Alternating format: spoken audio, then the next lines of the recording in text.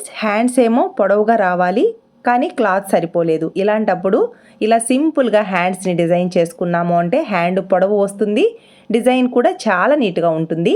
నాకేమో ఇక్కడ హ్యాండ్ పొడవు 11 ఇంచెస్ మాత్రమే వచ్చింది, కానీ 14, 14.5, 15 ఇంచెస్ వరకు హ్యాండ్ పొడవు రావాలి. అందువల్ల క్రింది వైపున 4 ఇంచెస్ ఉండేలా ఎక్స్ట్రా పీస్ అయితే తీసుకున్నాను. ఖర్చు కోసం 1 ఇంచ్ ఎక్స్ట్రా తీసుకున్నాను.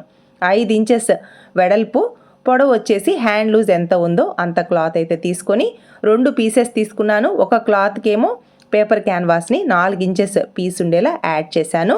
ఇక్కడ వీ కట్ వచ్చేలా డిజైన్ చేస్తున్నాను. క్రింది వైపున 1/2 ఇంచ్కి రెడీ చేశాను. ఈ వీ కట్ పొడవు వచ్చేసి 1.5 ఇంచెస్, వెడల్పు వచ్చేసి 2 వైపులా 3/4 ఇంచ్ తీసుకున్నాను. ఇలా నీట్గా మిడిల్లోకి ఈ వీ కట్ షేప్ని డ్రా చేసుకొని కరెక్ట్గా మార్క్ చేసుకున్న విధంగా స్టిచ్ వేసుకోవాలి. క్రింది వైపున ఇలా నీట్గా స్టిచ్ వేసుకొని ఎక్స్ట్రా క్లాత్ని అంతా కట్ చేసి టక్స్ని ఇచ్చేసి రైట్ సైడ్కి టర్న్ చేసుకోవాలి. నెక్స్ట్ పై వైపున ఒక స్టిచ్ వేసుకోవాలి. ఇలా వీ కట్ షేప్ స్టిచ్ వేసుకున్న తర్వాత పై వైపున హ్యాండ్ క్లాత్ ఉంది కదా, ఇన్విజిబుల్గా థ్రెడ్ పైపింగ్ రెడీ చేయడం కోసం ప్యాంట్ క్లాత్ అయితే ఇలా మెరూన్ కలర్ ఉంది.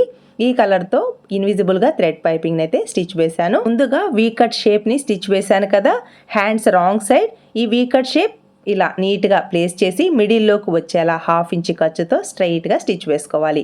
నెక్స్ట్ ఇలా టర్న్ చేసుకోవాలి. పై వైపున ఇన్విజిబుల్గా థ్రెడ్ పైపింగ్ ఉంది, అలాగే పై వైపున ఎక్స్ట్రా 1/2 ఇంచ్ క్లాత్ ఉంది కదా, ఈ క్లాత్ని లోపలికి ఫోల్డ్ చేసి పక్కనే స్టిచ్ వేసుకోవాలి. ఇక్కడ వీ కట్ షేప్ పైన చిన్న బటన్స్ అయితే ప్లేస్ చేశాను. లుక్ ఎలా ఉంది ఫ్రెండ్స్? మీకు నచ్చిన వీడియో ఛానల్ నేమ్ క్రింద ఉంది, ప్లీజ్ సబ్స్క్రైబ్.